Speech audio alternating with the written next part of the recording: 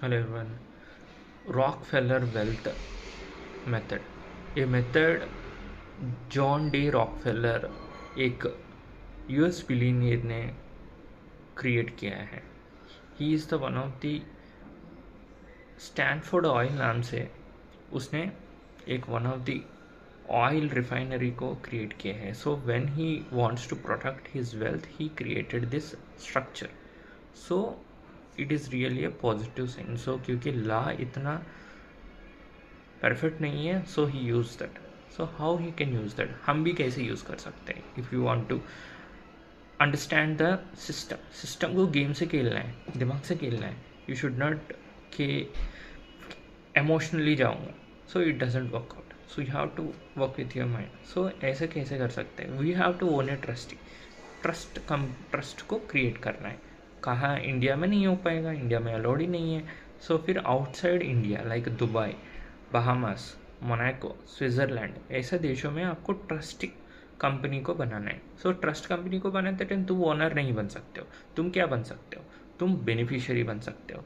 मतलब तुम्हारे हाथ में कंट्रोल होता है, तुम्हारा हाथ में डिसीजन मेकिंग पावर होता है. So it is the mandatory, but लेकिन तुम ओनर नहीं हो. So you have to think it.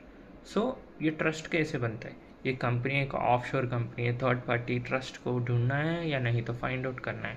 सो इसका अंदर you have to match it. Okay. Second, तो उसने कब बना लिया, बट लेकिन इससे नेक्स्ट सभी लोग का लाइफ, कोई भी इंश्योरेंस, ट्रस्ट को भी इंश्योरेंस बनता है, इंश्योरेंस क्रिएट करता है. इंश्योरेंस क्रिएट करने के बाद क्या होता है. सो इंश्योरेंस में क्रिएट किए किसके नाम पे क्रिएट करते हैं, ट्रस्ट में कौन है, बेनिफिशियरीज, मतलब जो हम हैं.